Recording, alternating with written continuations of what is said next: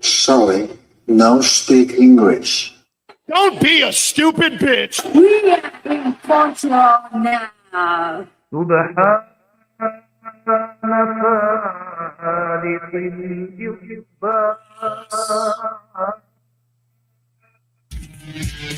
That's right, infidels. It's time to wake up, big boy. It's bong rips for breakfast. Because there's nothing left for you here. The world crumbles around you. Wrestling destroyed. But don't worry, there's a Topps wax pack with your name on it, idiot. When you're at Guantanamo Bay with your Angel Garza Shimmer card, don't say, I didn't tell you so. MSG, Hacker Hameen, and the Striz. The Friday Locker Room. Hameen Media Group. YOLO.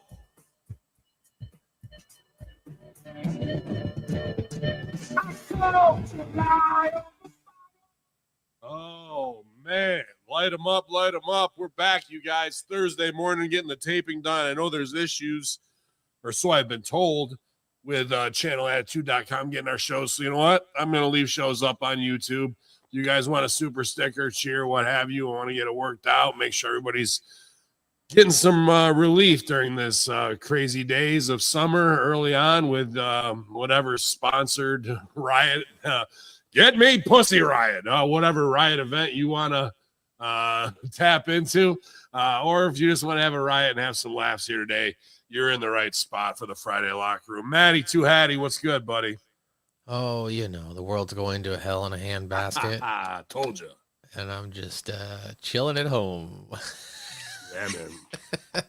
But other than that, I'm dealing with some personal stuff going on right now. I'm having a hard time creating a social life out here in Connecticut. So I'm just working on that right now. So that way I can get some human connection, because it's I hear you, man. My wife struggles with it a lot, even though I have my friends that I've grown up around here. For a Kentucky girl to move to New York is a shock, even though she's been here for that long, and it's hard if you didn't grow up in these small cities or country areas, then to meet people of like interest and mindset, or they're around you, they're all around you. It's just we're so quarantined of our own inside the digital space that to meet new people and develop new relationships seems like a harder thing to do than just swipe right. You know what I mean? Yeah. So, I'm trying. I'm going to a couple. I'm using this Meetup app to try and get out, meet people, go to events, people my age and stuff like that. But I've already kind of made the decision that if I can't cultivate something by the end of the year, at least, some sort of social network, that I might consider moving back to the West Coast. So we'll see. Sure. Yeah, man. And it'll be cheap because it'll be all burned down and shit. And you'll have your pick of the place. Yeah, exactly. I've got good friends out in Arizona who are like, dude, you just come on back. I got a house and you could rent a room for me and go back to your acting and all that shit. Hey, dude, there's no shame in moving anywhere. I'm not trying to say you're even thinking that way, but this is just for anybody out there. Being a journeyman artist is part of the game. Yeah. I went from New York to Chicago to Louisville to back to New York. And thankfully in New York, if you can make it here, you can make it anywhere. But yeah, man, it's just part of your experience as a nomadic professional. Welcome to the road. And sometimes the road doesn't mean this city every week, in another city and next week. And it can mean, here's my stint. I leveled up, and now what can I do to take all of this master level knowledge and apply it to someplace where I am ready to kind of settle down and have that. So I think the way you're looking at it is good, but at the same time, it's summer, bro. And around here, everyone's locked down during winter, and the depression hits so hard from it all that they really want to do it up during the summer. So there's something going on free or festival wise all the time. And that'd be my suggestion. I'm glad there's, technology that can help with this. Absolutely. But I might suggest pairing the two. So maybe look at a laundry list within 60 miles of where you are of things and events going on, concerts and that wow, somebody, I might meet somebody there, or step outside your own comfort zone, because you never know where, you go to the Lilac Festival and find the love of your life that you weren't expecting it or something. But I think, like most things, you look at it very pragmatically and analytically, and you're going to do fine in whatever you do, bro. You don't, how many times have you missed in the last 10 years? Not many. Right. So, I will say what I'm finding funny, ironic, whatever word you want to use is, I'm working at the largest sports distributor in the world, and I can't get interviews at any other place right now. It's mind-boggling. I think they're all holding off for AI. I'm not bullshitting when I say that. Well, in my industry, you're going to always need somebody there, though, to watch the AI. To make sure it functions correctly. But well, that's where you get an AI to watch the AI. Oh my gosh. But it's just like I've applied so many times to jobs in New York, because I'm just like, if I can get a job in New York City, I'll live in Stanford and just take the train across the bay or something like that. Just to kind of, because I know if I was living in New York City, I wouldn't be having any issues right now. I could be going to acting classes. There's always something going on, blah, blah, blah. How far are you from New York now? 2.5, 3 hours. Yeah, it's a little bit long in the tooth. I would say if it's 90 minutes, there's no reason to Oh, yeah. But, Yeah, 6 hours each way is a motherfucker. Yeah, because there's like some, I've looked at Second City acting. Sure. I've looked at not anymore. They just closed their New York facility because the okay. actors were going to go on strike for underpayment, and they weren't drawing money enough to pay them and the rent. So, but yeah, sorry. I mean, actors are still going to be there. You can find them, but Second City, bro. Like I get triggered that it goes off, and they did it all to themselves, and it's brutal because I watched it during the Me Too woke BLM era, and they took a something that could have been incredible and fucking just ruined it. Kind of. Sorry. No, it's cool. I was looking at that HB Acting. They're in New York City as well. A couple other acting studios, but yeah, it's not even the price wise. It's just the round trip. If I drive or take the train, and it's going to take 3 hours there and 3 hours back. And, Sure. But I don't know. My dad's also suggested, he's like, well, you should just do it, and then you could do your schoolwork on the way there and on the way back. And I'm just like, that's a good point, but it's still a long trek every week that I would be making. Yeah, and then I kind of have to side with Dad on play both sides, because I've been on both sides of that, where I was in Chicago and going to Louisville just to test the waters and dip my foot in, and it's 4 hours across Indiana. You know what I mean? So. Yeah. Not like I was going every week for maybe like 10 weeks to try it and put in the grind. And that's really how you're going to know if this sauce is for me or not. You know what I mean? So there's that. But then I look back in hindsight and I was in Louisville doing a fuck ton, doing all the shows. And I never really went back to Chicago to do shows, except for when I took the OVW guys there to do the 2 nights that we did. And I could have been doing both. I could have been, while I was in Louisville, going back to Chicago and keeping my sword sharp there and been in the scene and use my influence of being in Louisville. Is it sacrifice and travel? Absolutely. But I kind of gave up one for the other. And then looking back, I go, you know what? Even though as proactive as I was and beat up as I was, I could have gone to Chicago 2 nights a week if I wanted to, even if it was Sunday and Monday, you know what I mean? Right. So, and I had plenty of people to stay with and do that. And that's part of finding your tribe. Like if you go to New York and do that, you're going to find your Jamin Olivencia. Jamin let me stay on his couch. I mean, we're getting old to do that fucking, hey bro, let me crash. But welcome to being a fucking black belt out in the world, man. Like that's what it takes. So my advice is, don't let the distance, I'm not trying to say this about you because this is not what you are, lazy, but does it inherently our human laziness going, I want it, but it's 2.5 hours away. If it was only an hour away, right. And it's when we overcome those barriers of our own that, and then we get there and we find what we were looking for. We go, fuck, I wish I would have done this 3-4 months ago. You know what I mean? So just some big brother advice, man, of me living through it and how I look at it in hindsight. Well, shout out to Bobo who's in the chat. Hung out with Bobo about a week ago. Awesome. Went out to lunch with him, so he's doing well. So shout out to Bobo. Great, man. Yeah, 199 super chat. Appreciate Thank you, you. unnerving The Brian. nerving brain. Yeah, so I know that Brain. Brain, I'm sorry. So I know you brought it up, but I just wanted to reiterate. Yeah, apparently there's some issues going on Channel Attitude. I don't know. We're uploading it, but people are saying I know you guys are, man. I don't know what the People deal is. people are saying they're not getting their shows or the RSS feed's not working. So, as you mentioned, we'll leave some shows up for free while we get the Patreon and the memberships on YouTube going. Yeah. I think I gotta buy. Oh, shocker! I gotta buy something. Fucking buy team permissions from Patreon so you guys can log in and upload there. Okay. I just gotta see how it works. I know they revamped their system and whatnot. So, thank you guys for sticking with us. Obviously, Frank's saying he got all the shows, so I don't know. It's some people are saying they're getting the shows. Some people probably just need to update their RSS feed, I'm guessing, or something like that. Very well could be, and hopefully they hear that message. Update your goddamn RSS feed, Deuce. Jesus. All right, well, let's get into the hot news. So let's start with the LA riots.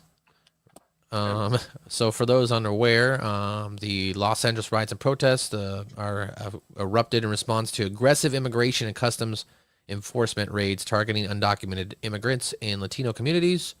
Residents and activists demanded an end to these raids to protect immigrant rights and justice for those detained, and the Trump administration ended up deploying approximately 5,000 National Guard troops and Marines to control the protest, and California Governor Gavin Newsom condemned the militarization of the Los Angeles and deemed it unlawful. Now, I'm not going to go through every update, but Ben, I'm sure you've seen all the clips from the news, social media updates. What are your thoughts on what's going on right now? Not just in LA, but it's happening in Seattle and Chicago. My friend who lives in Arizona told me it happened yesterday. He was like, yeah, dude, like the next building over, there was an ICE raid.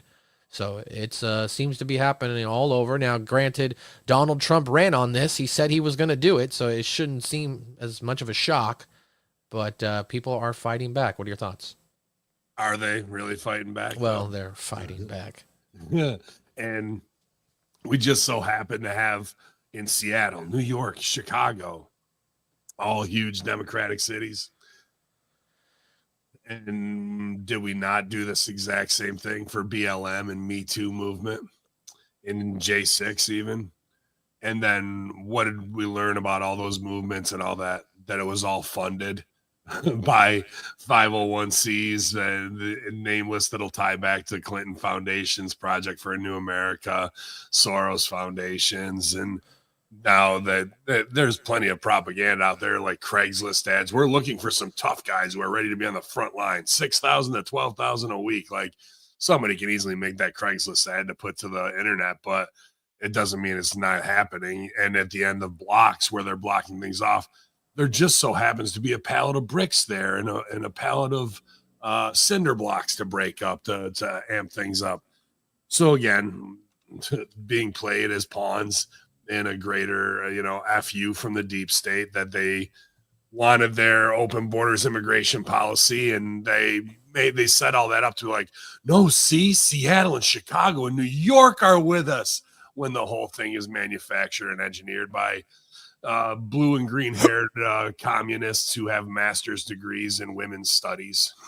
That's who are the foot soldiers for these billionaires and just tearing America apart because they hate the thought of it. They hate whatever it is their parents didn't give them, and they want to tear that down. Are you concerned at all that like the moment a Marine or a National Guard kills an American, that it's going to erupt into a civil war or anything like that? Because that's what people think. Well, I mean, no, I'm really not. Okay. Because if you're out there in the front lines, like they want it to the appearance to be the people are behind the immigrants and we're going to stand together. And who will they get to? Fucking Nancy Browns who in the cul-de-sac who will want to talk that shit. They'll have a BLM sign on their front lawn. There isn't a black person within 20 miles of their fucking house, so that they'll keep with this warped propaganda that people tune in MSNBC or wherever, CNN or Fox News, wherever you get your fucking daily dose of trash from. and they'll keep spinning them. They got people to believe that 5 vaccines would work, but they're not going to do this. They just wait till summer when they can amp it up and fire everybody up. So I don't believe any of it, but they still think people, maybe they do, maybe idiots do, look at it as, oh my God, these cities are jumping on, and it's a movement when every one of them is a coordinated, plotted attack.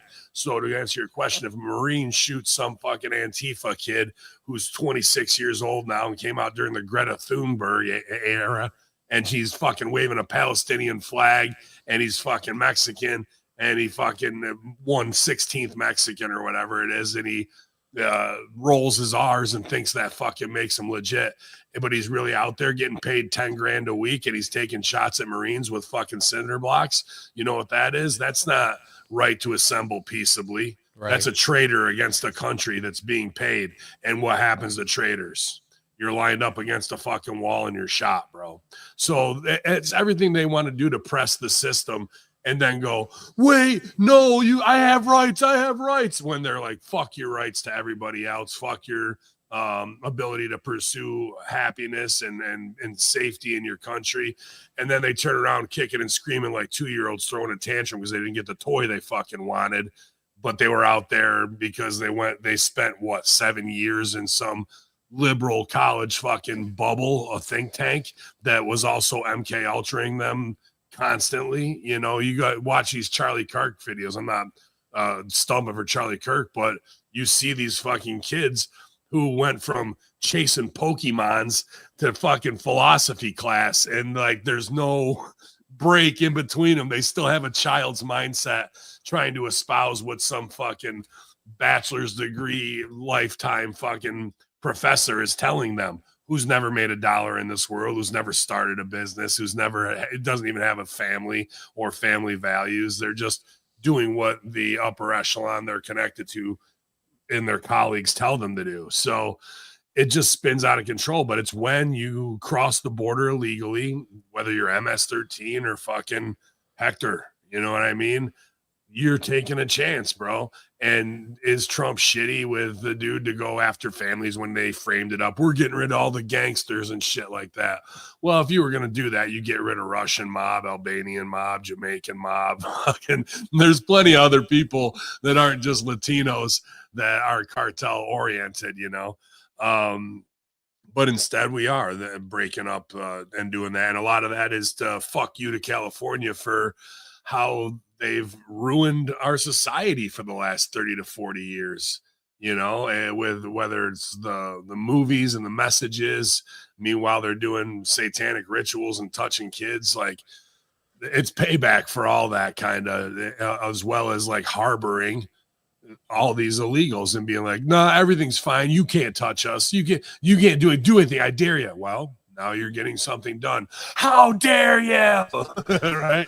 And fucking they don't want to see it. Well, this is the law. You operated outside of it multiple times. There has been due process where people are like, there's no due process. No, he missed his fucking check-in. He has this against him. There's always like a laundry list of things that actually were done properly, but their hair is on fire because they're losing and they're in their backyard. And what do most Californians want? To be fucking famous. So spotlight's on me. And that's what they do, bro. So they have their meltdown because logic, reason, and zero strength expose them.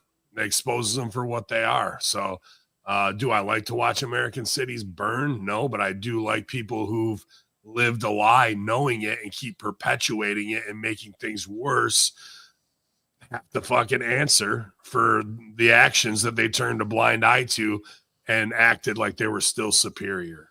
Like the way they were bringing people in across the border and fucking just shipping them out, bro. Like I said this earlier in the week, I got to pay my quarterly taxes for Ravens Joint. Happy to do it. Love being in business. Thank you, U.S. government. I hope you really enjoy the money. But they were fucking shipping people in New York City from Texas who were getting $1,000 a night hotel room in fucking downtown New York City and $10,000 a month EBT cards, bro. Who do you think's paying for it? That's all I can think of when I fucking cut that check, bro. And I go, this is not what I want my fucking hard-earned money going to, because the people in power in New York State, shocker, New York corrupt politics, probably second only behind Chicago, you know, that this is what it's going to. No, dude. Like, so let them riot, let them fucking take all those people out, let them arrest the hotel owners. As far as I'm concerned, like, these are treasonous acts to undo, you know, the country's progress forward. There's no way we can ever get ahead when you're carrying all this fucking lies on your back. You know, you'll never be able to actually truly look at ourselves in the mirror and go, this is the American society that we should be living up to. Do I have any animosity towards any race? Absolutely not. I do like me a good old fucking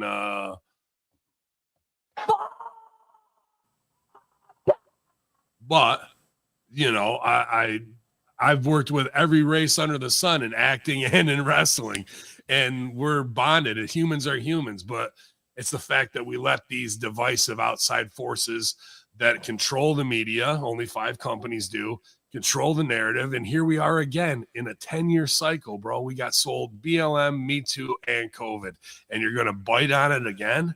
Like, why would you? That's the biggest problem, is we're giving these people any fucking piece of our time. If you weren't like talking about LA shit, that shit would go away in probably 3 days. And that's probably what it'll take. Some major natural disaster, some terrorist attack, or a fucking nuclear attack in another country to go, oh yeah, LA, fuck it. Like, well, what's going on over there?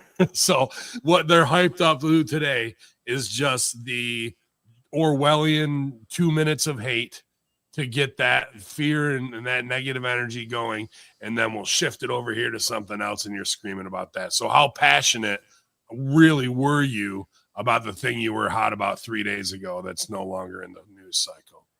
It's fucking a brutal look at how easily manipulated we are, you know, and it's not like it's phony. It's costing people their lives. It's costing people their families, but these are the choices of a sovereign nation. You know what I mean? Like, this open border shit isn't going to work. And then Dems, look what they do. They fund fucking riots to tear down their cities. If I was a Democratic leader, you know what I would do? I'd look for a solution to the problem to get Hector back into the country. Oh, he works. I'm not trying to put this on everybody that they're all fucking doing lawn work or they're migrant workers, but up here in New York, a migrant is a big thing during the summer harvest season, right? I'm sure it is in California too. Say you need to be there, so you have 6 months. Every month you have to check in and go back. And there's a special pass for migrants and those types of workers. They'll do the jobs Americans won't do. Well, okay. Then where is the big fucking facility right on the border on both sides where you have to go check in every day, get your fucking shit scanned, whatever it is, you know what I mean? And you really want to work and be there for your family. That's a democratic solution that answers the question when fucking people are going, get them out of here. And when your fucking avocados are $9 each, like, now you're going to feel it on the Republican side, and they'll be bitching about that because all they care about is money. So the Dems just fucking have reaction, and that shows that they don't really give a fuck about the people that they're using as pawns, because otherwise there's a lot of easy bureaucratic solutions and revamping of, yeah, Doge, and this is if Americans work together. Yeah, Doge is cutting all these jobs because they're ridiculous. There's all these people. You know what we're going to do with that money? We're going to put it towards the migrant issue, and we're going to develop the AmeriPass for workers that can go in between our country. There's no talk of that. Right. So I don't give a fuck about anything that they say, reactionary crying, where you got Maxine Waters fucking with a stupid wig on trying to be over, Gavin Newsom acting like he's tough and shit like that. Like, these are the fucking people that are the barriers to the advancement of civilization and the unity of Americans together. Answer, like, having an issue and coming up with a solution together that doesn't use these people as pawns and really tear families apart. Maybe there has to be a time where he does go back, and then we can come back and forth and do that. But there's no talk even of that kind of shit, you know? Yeah, and I'm all for the peaceful protest. That's your right. But once it starts to spiral into Yeah. violence and stuff like that, then what are you accomplishing? Because And it's going to take somebody catching a fucking 5.56 round or a 7.62 round to understand that you don't fucking throw bricks at Marines. Lesson learned. or shoot off fireworks is what they're doing right now, and Yeah. flashbangs and stuff like that. I saw that cop cars just No, that decimated. won't have any adverse effects with fucking people who are in war, who have PTSD, and they fucking see incoming missiles at them. That won't trigger them to fucking draw down on you.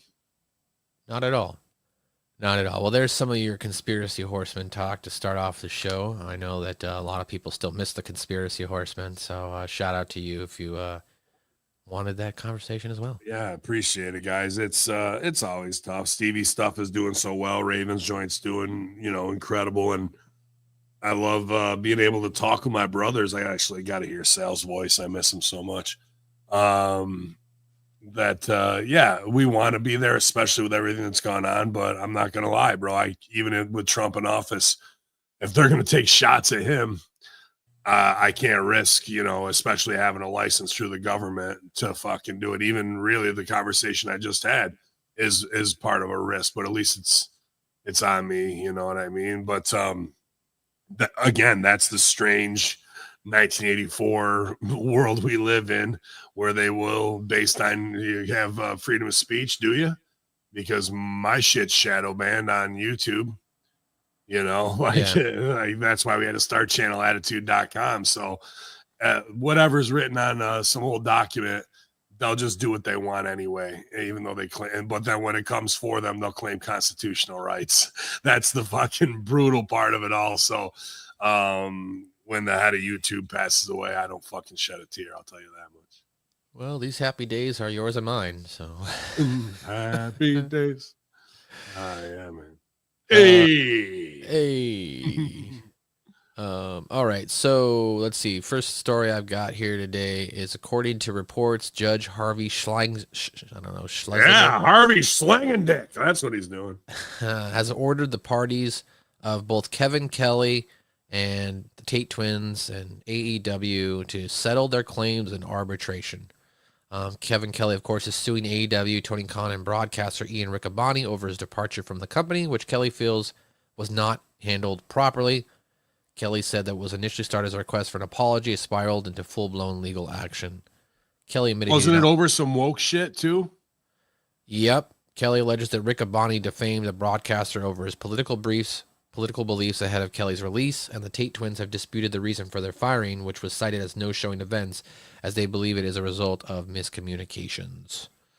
And this news comes as Vince McMahon and his legal team have been failing to bring Janelle Grant's allegations against him into arbitration. There has been no news on McMahon and Grant's political arbitration since Grant filed an amendment complaint in May. Do you have any thoughts on Tony Khan, AEW, and Kevin Kelly going to arbitration? I think they'll all get paid. Yeah. I think, I think Tony Khan's not going to want to duke it out, and the Dems are out of office. So if you're trying to do something as a political witch hunt, and maybe it's going to trial in Florida, those are all mitigating factors of why I would not want this to go to court and whatnot and just pay him out. It's not like Tony Khan doesn't have the money, and Kevin Kelly's been around workers for fucking 30 years. He knows when it's time to get paid, or you get rear-ended and you get out of the car. Oh, my neck. Oh, right. Like he knows what's up. And I don't think Khan's going to want to go at him that way to like, you're not getting a cent from me. And the story really painted, was it Riccaboni in like a weird stooge light where he, as a worker, I got to put it over. Like you got a spot that you want, and there's a guy that's a legend there, and you feel like you're better at your job than him, but they're using it for nostalgia purposes. And then he offers up during the woke era some ammunition for you used against him to stooge and make him look bad and take his spot. Bro, that's pro wrestling mafia 101. So I can't be like, fuck Riccaboni. I met the guy at Monster Factory. He seemed nice to me, but this is just the dark side of what really still goes on in wrestling, whether it's Triple H cutting Killer Cross and fucking R-Truth's fucking nuts or, you know, this type of shit that goes on. Like, even I'm still kind of interested in a couple things. Who was Baron Corbin talking about that fucking cut his throat and whatnot? Why did Cody leave? You know, these are still unanswered things. Those are big mafia hits when you allude to it and then it just goes away because those people are still in power and they're gonna tell that, and then they're waiting to see if you say their name because then you're breaking. Just like when Johnny the Bull Gravano testifies against the Teflon Don, like, you know, you can be pissed, but are you gonna say the name of the person? Everything's a test because if you do, then you're labeled a stooge forever and you won't be able to come back, even though the person that cut your fucking throat might be a piece of shit. Right. It's a fucked up mind fuck of this business. And some of us are really good at it. And like, I try not to use my power for evil, but these are the fucking games that go on just to entertain each other and see who's going to be able to off this guy and get him off the island. It's like some weird Survivor game show sometimes. And then when asked about it, people are like, no, it's the best time in the locker room ever. You know, this regime's great. It's so different. There's no pressure. And if you believe that, then you're just a fucking guppy swimming with sharks. You're a babe in the woods about to be killed by the wolves and you don't know it. Or you're doing that going, I'm not selling shit. Yeah, this is the best air ever, Mr. H. And like, but you're really playing the game, you know? So there's definitely people on both sides of that. Yeah. And then for those who may not remember, or it may have just not hit the sheets long enough, I guess Ian Riccaboni, I guess Kevin Kelly, all he did was say people should go out and watch that Sound of Freedom movie because, you know, it deals with child trafficking. And then that in turn, Ian Riccaboni said that Kevin Kelly was a QAnon conspiracy theorist, and that's what led to the fallout between the two. So Kevin Kelly, isn't that all it takes in a fucking, you know, Nyla Rose-esque, you know, like, how dare you even adjacently say that somebody with an alternative lifestyle. Well, I think trafficking and molesting kids is not an alternative lifestyle, but didn't they try and paint that for like 4 or 5 months? They were trying to paint that as that's just a medical condition they have. It's called, you know, whatever the fuck, like, no, pedophiliac or something like that. Yeah, and no, it was something else that took the pedo word out of it. Oh, okay. Like, so they saw again, and that's 1984. You change the language, the double speak of what it is, bro.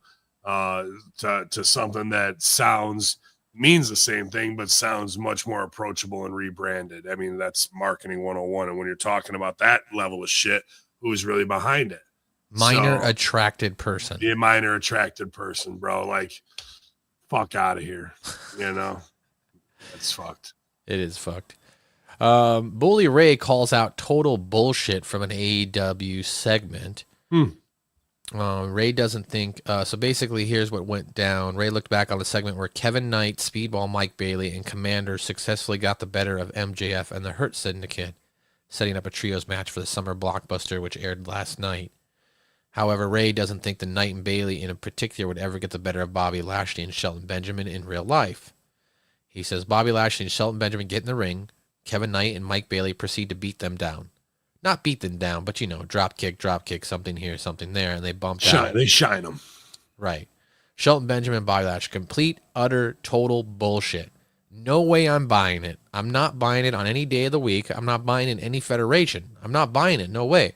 There's creative ways to get what you wanted to do, not the way they did it. Straight up with those baby faces, just like drop kick, fist, forearm. Nobody's doing that to Bobby Lashley and Shelton Benjamin. He ran it off by saying that it reminded him when The Rock stated earlier this year that everything in wrestling is a work, making things less believable in the process, and he was shocked that the Hurt Syndicate and MJF agreed to give Knight a trios match. So basically what Billy Ray is saying is there's no way in any situation that these three guys who are probably 150 to 180 pounds soaking wet could take out Bobby Lashley and Shelton Benjamin. All three of them couldn't take out Bobby Lashley in a fucking shoot. And again, this is the woke culture of like, are they appealing to their audience? Yeah, scrawny little pronoun dudes who fucking go, I could out quick Lashley, and they live their fantasy of beating a fucking, ex-military fucking national champion wrestler, WWE, and doing that. Yeah, you always see dudes from Greenwich Village, hipsters, and from Brooklyn going over to Queens, kicking the shit out of the biggest black guys, always starting fights. They go over to Rucker Park, walk on the fucking basketball court, go, who the fuck wants some? And, I've worked shows with Speedball Bailey, nice kid, but he chooses to kind of come out of the closet as like them, like, bro, you're a worker. You've been in this shit for 10 years, brother. Why were you not jumping on that 5 years ago and running with it, dude? Like I get to each their own to fucking choose their come out of the closet time, but being gay's here or whatever you can find yourself. Being a worker's up here, and he is one. He should have known that this is my time. Like I have a small window that is closed and passed to the point of now you can't have fucking. This is pretty much what LA would be if fucking Tony was writing it. The Antifa guys can kick the shit out of the Marines. No, no, it ain't going down like that, dude. Now, Bully Ray, psychology wise, absolutely, he's right as well. There is a way to do this. And it doesn't end with Bobby Lashley and Shelton Benjamin, possibly the two greatest shooters aside from Brock Lesnar, Steve Blackman, and maybe Dan Severn that have ever been in the ring, and Ken Shamrock. Fucking powder out for these guys. No, you can shine them. You go to grab them, they duck, hit double drop kicks, you're off the rope. You don't come back. They come in with a shoulder tackle. Fucking you stand tall, they hit the ground. You go to pick them up, they scurry, come back, another drop kick. You go off the fucking ropes, you're staggering, and then they come with double cross bodies, and you catch them both in the air. Okay. And then we can get a reaction shot of where the kids were like, we had them rocking and rolling. Yeah. Oh, fuck. That oh, fuck moment is what we're looking for. And then Bobby Lashley presses him over his head and throws the fucking guy into the fourth row. You know what I mean? Like, that's how you get it over of like, can these kids get a little hope and get these giants rocking and reeling? Yeah, well, that's the story of Gulliver's Travels. There's a giant and there's the fucking little people, and they get him down and they tie him down. That's the whole fucking thing of this match of what it should be. And it shouldn't be two Hurt Business guys. It should be that the Hurt Business is so badass, so fucking seasoned, so WWE overprepared that it only takes one of them to fucking beat three fucking new era woke guys. And it's at least looks level because you got 3-on-1, right? So right. You could keep chopping Bobby down. You get him down to one knee, drop kick. He's rocking. The other guy gives him a fucking bulldog from behind, and now you got him down. And then they can start getting their fucking flippy shit in. Or Bailey's got all kinds of crazy kicks. He's a great martial artist, but these guys been on the indies and they don't know psychology. And I can't believe that. I can, because Lashley and Shelton and MVP are probably just laughing, cashing a check, because who the fuck is gonna in the back is even gonna agent those guys? There's guys I respect, obviously. Jeff Jarrett could agent them, but is Chris Hero gonna go up to Bobby Lashley and be like, "Here's what you need to do in this fucking match"? And I like Chris Hero, don't get me wrong, Wu-Tang forever, brother, but fucking.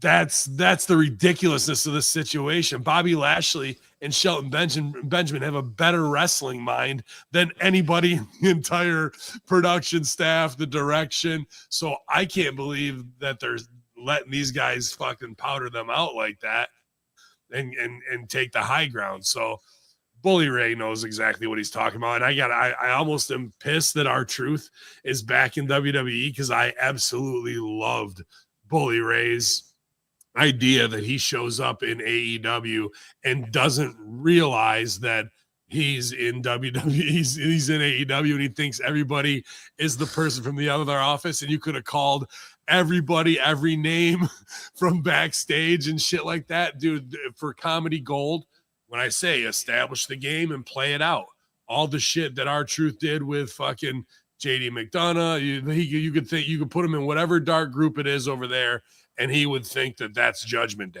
and boom, you're off to Right. the races, bro. You know, that Tony Khan is Nick Khan. Like all the like, there's so much there, and Bully Ray saw that right away, and how to heighten and explore once you've developed the game and you play it out and it's established.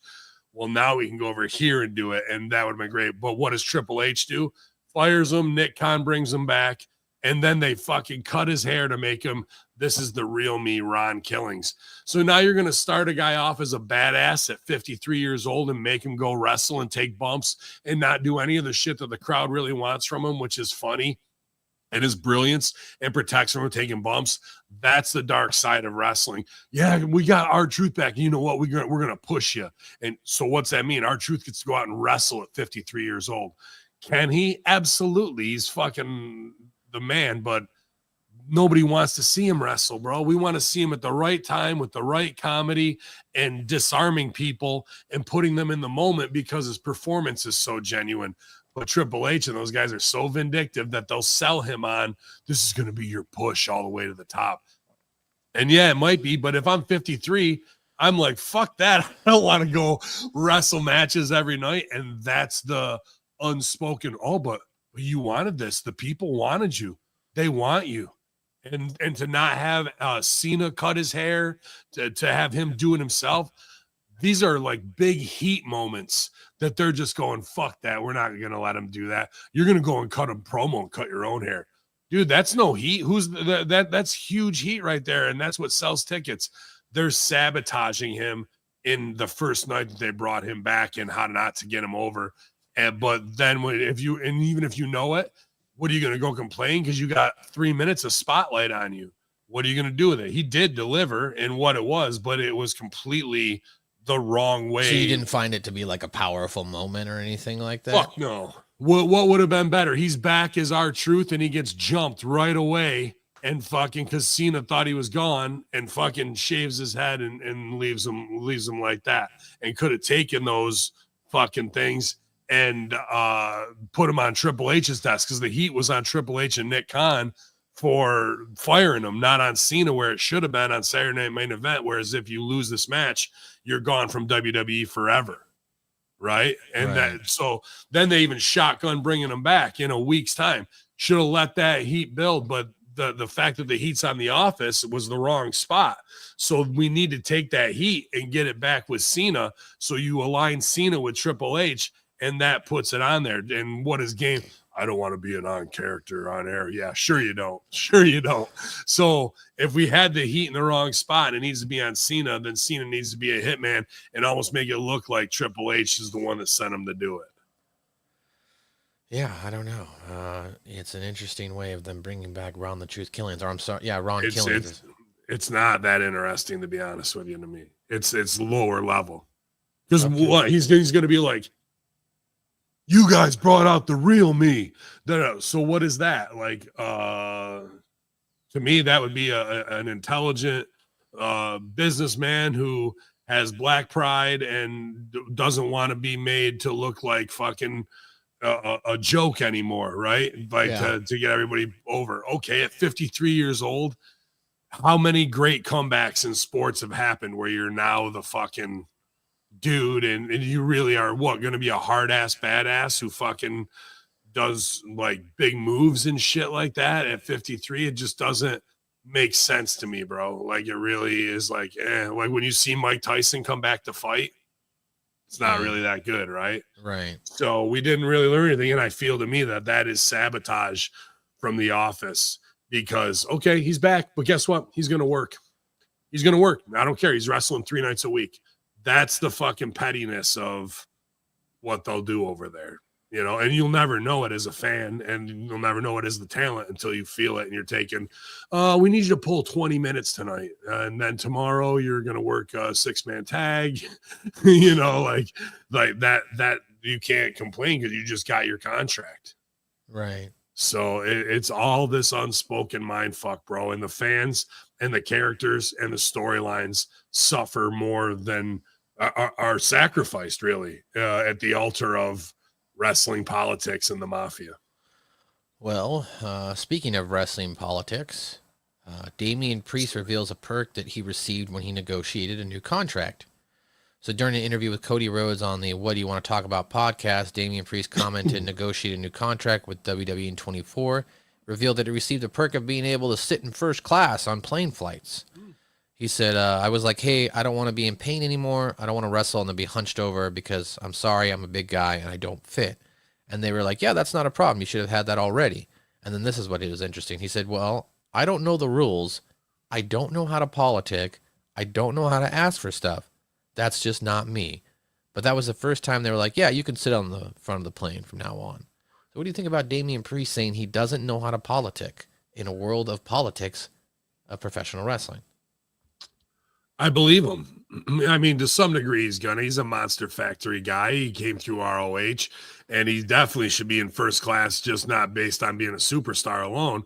But, dude, if you ever stood next to the dude, he's a tall son of a bitch. I can only imagine packing them long legs in fucking Coach, or even Bizclaz, Briz. The other part of that, though, I would absolutely say that he does not know how to politic for his business and get his business over. He's got millions of dollars written on him, whether it's the Latino flavor stuff, the fact that they thought he was going to be the next Undertaker, and then the leader of that crew, and then the quick and gone Terror twins that they ripped from me in Congo Kong, right? So, like, that to me shows he doesn't know how to do the business he wants to do that's going to get himself over. He has, all the right characteristics, but if you don't understand how to get yourself over and mold the clay, of fucking invisible arrow with a fire effect ain't gonna do it, pal. Maybe to get you introduced, but if you don't know how to be Triple H's guy and fucking get over and be like, this is the business and there's money on me, or get with somebody that you can have a long-term feud with, like an LA Knight or Drew McIntyre, and really, do good business in building that, then you're probably not going to be at the top of the card. And they took the belt off him quick, because they put the rocket on him. So they didn't want to look like, oh, this guy just can't carry it and ruin their own ideas. They just went another way right away with him. And then now he's as cooled off as you could be, really, right?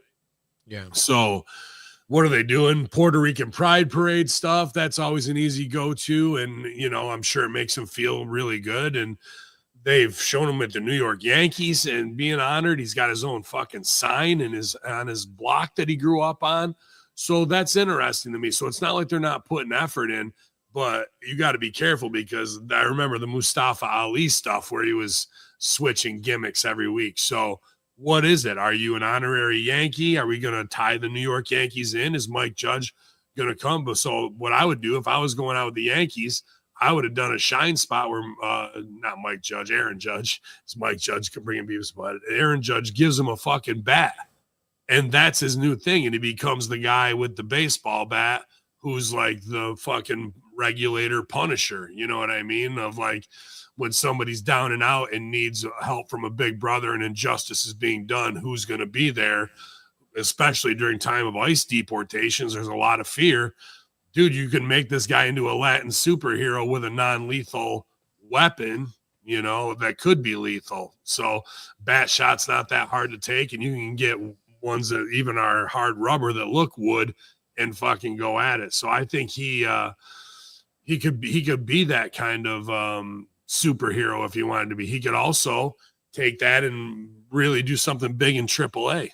Like, I could see him walk in night one and become the champ, you know what I mean? After as a baby face off of all the heel stuff that would be going on ahead of time, because he's already been WWE champ. So he doesn't need to go in there, do a big storyline out of the gate, or establish the Punisher thing. And then he fucking goes and does it there too, to help those guys out. Iguana Man's fucking about to be killed by something, whatever. And he saves them. But, Are you? I don't know, man. I don't think the guy does know how to politic and get his shit over based on how they've kind of just kicked him around after they took the belt off him. Are you a fan of the Mr. Iguana guy? I think it's brilliant. I've got 3 things already that I would do with him. Okay. Yeah. All right. And I have to have that conversation with somebody else before I have it here on the air. All right. All right. Well, let's tie into this next story here. I want to ask because I haven't listened to the Raw and SmackDown review yet, but it'll tie into the next story. Do you think taking the belt off Jey Uso right now was a smart business move? That main event got me hot. I cut a big promo on it on Raw and SmackDown review, breaking down how bad the psychology was from two guys who call themselves Main Event and the Ring General. They worked a chokehold for the finish back and forth after working heat on the ribs. And then the guy who's got the busted ribs that they said is got internal injuries is doing splashes off the top rope. That's complete retardation in my mind. So I would have taken it off them just for the fact that they don't know that whatever your finish is, that's the body part you work heat on. How the fuck are you in the main event and you don't understand that? And who agented that and even allowed that? Like they're no selling all the rib shit when that was the entire story. And then they're working chokes back and forth and doing suplexes and shit. No gut wrench, no rebel rack, no fucking gut buster, no abdominal stretch, none of that shit after working this heat. Things like that. I don't know if the fans at home see it or understand it, but as a Rip Rogers guy, that shit turns my stomach, bro. Not like I'm the greatest wrestler that ever fucking lived, but I put a lot of people in the camel clutch. My whole fucking heat is to break down your body. Fucking you're on the ropes, hurt your neck, choke you out with my knee in your back. Fucking Charlotte Flair snapmare, fucking rolling gimmick to fucking smash your head down. Garvin stomp to break down all your body parts before I gotta hook your arms and bend your back. Back breakers and fucking atomic drops to hurt your back. Abdominal stretch to weaken up your midsection. And then I fucking hacha, fucking haku to the stomach. All my heat is on your stomach and back to break you down. And then I can get you in the clutch once I've broken your whole body down. My whole match is set up for my fucking finish. These guys didn't even give enough of a fuck. They're working a stomach heat and they didn't do anything with it. That was so cringe. The other part of that too is maybe Jey Uso doesn't know how to politic and he's been open about imposter syndrome that he thinks, you know what I mean, that it's on him. Meanwhile, the crowd's going crazy for the yeet shit. And in his own mind, he's going, fuck, what happens when the bell rings? You know? And then that main event proves to me that maybe he is an imposter, bro. Like, not the fact that he doesn't have all the tools and he's not in the main event, but he doesn't have the mindset to even work a fucking main event match the right way. And if I see that, the guys in the back see that, or maybe they're even sabotaging him. They're like, we want heat on the stomach, but go home with a choke. So I don't want to put all the heat on him. Maybe they told him that to see how they could do it. Maybe Gunther does know how to politic. And the night after WrestleMania, he goes, you won't see me in the scrum drunk 3 hours after I win the title. That also goes to, oh, he was celebrating. Oh, was he? Or is he calming his fucking nerves because he's worried that all eyes are on him now? You know what I mean? There's yin and yang to that. And if you're Gunther, I would fucking say when he said the party's over, the Wheatley vodka has just dried up, fucking that could be it. Like, hey, bro, you know I don't even drink and fucking I'm on the road doing what needs to be done. I'm a company man. That's the politicking that can get you fucking heat, especially if main event goes, oh, I want to be there for my kids' soccer game or something, and he misses a show. That can be another thing where Gunther is at the fucking place going, where's the champ? You know, like they can use anything from your personal life to hold it over your fucking head to make you look like, oh, you don't love this shit? I thought you said you love this business, you know? Yeah. And that could be with Punishment Martinez, fucking Damian Priest. Because, dude, you know what fucking I think also killed him? I don't know if they're together or not, what have you, but the one chick from the Whoop Whoops, the fucking Katana, Nana, and Chance fucking Carter, whatever the fuck, right? The girl with the black girl with the fucking hair extensions. Okay. She was doing all these little fucking cute, like TikTok fucking millennial bullshit where she'd try and come up and do a dance or whatever in his face, and he'd like no sell it. Bro, She is nobody on the roster. I don't know if she's your girlfriend. I'm not trying to fucking, she could be a lovely young girl. That's fine. But fucking, you are the $1 million property that they've already put a lot of years into. And they're trying to shape you up a certain way. Right. And you're over here doing these TikToks, getting this girl over that you know was probably hired for nothing more than to be an escort for the boys, even though she doesn't know it. And fucking, but underneath that, she knows it and is trying to get her hooks into a top guy. I'm not saying her, this has happened before. You get her hooks into a top guy.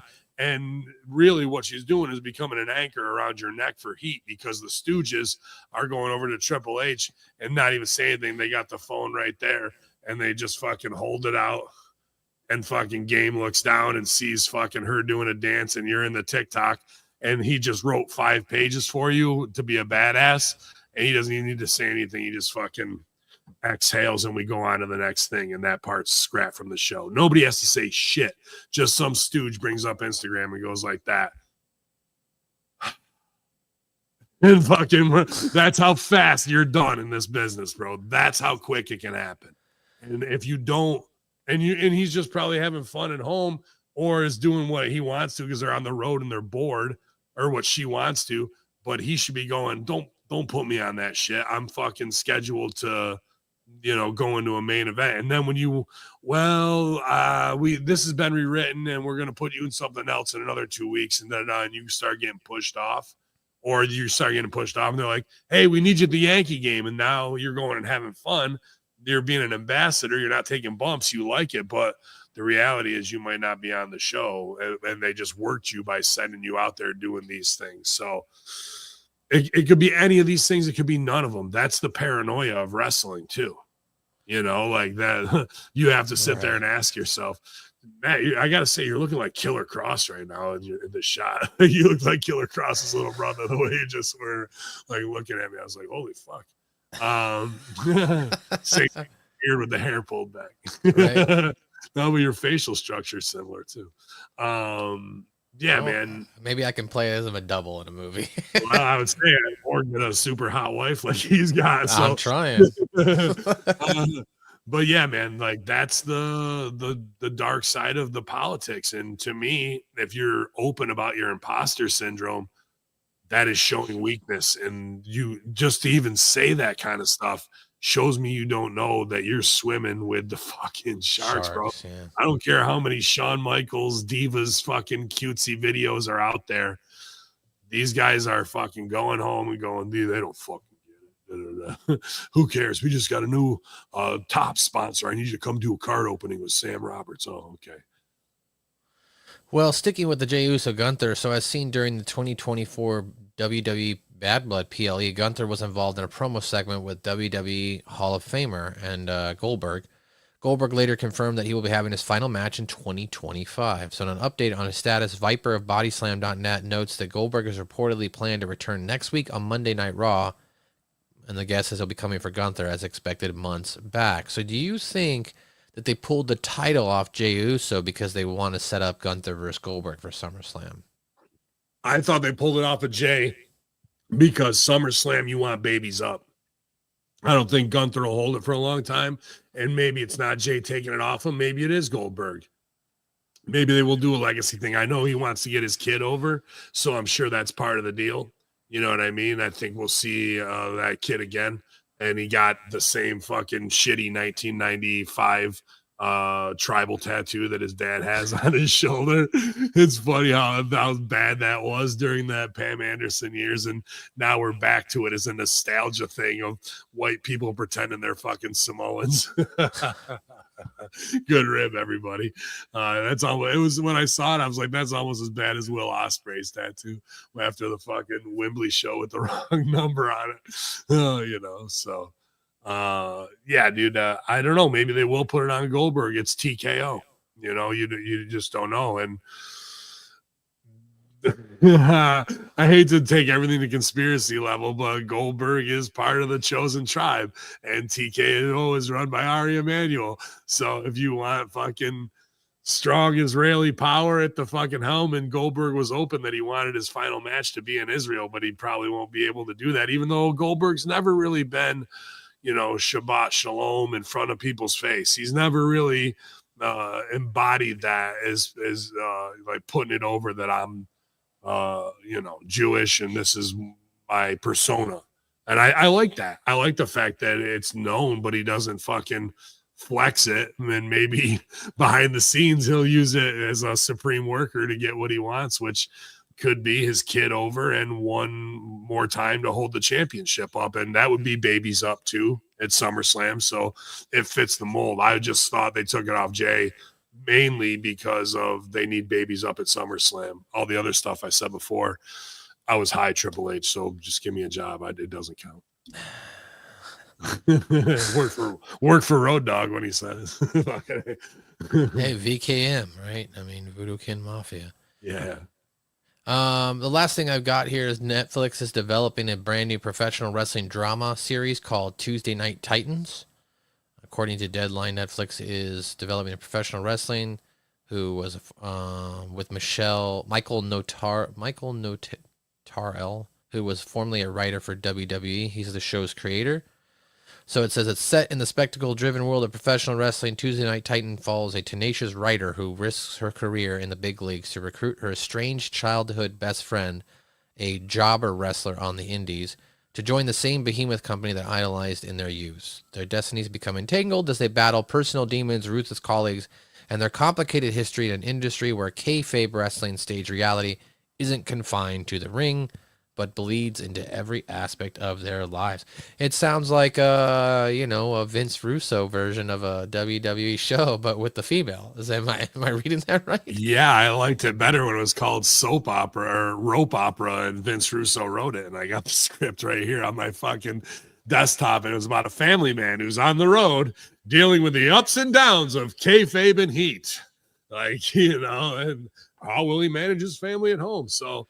What a brilliant concept to take the wrestling mafia lifestyle and show how life is on the road. Like, might as well just do it as a reality show instead of some big budget fucking drama that isn't going to be able to be delivered on. How are you going to have sets and shit to be like, and then we're at the big show and it's WrestleMania? You know how much that would fucking cost even on a sound stage to fucking redo that on green screen? That doesn't seem to me like it's going to have the legs based on budget alone of what it takes. Now, maybe this writer is brilliant and we just didn't get to see their work in WWE because it's easy for me to go, the writing sucks.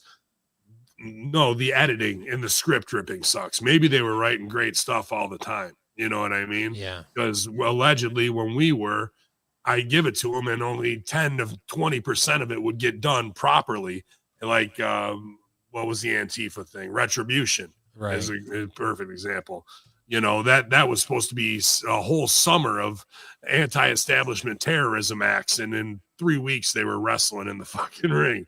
Okay, Molotov cocktails, the fucking suplexes, got it. Yeah, dude. So hey, this dude closed a deal with Netflix, so I tip my fucking hat to him. I don't know that writer's name, so that makes it even more impressive, kind of, if he's not like Gewurz or Koski or somebody affiliated with $7 Productions.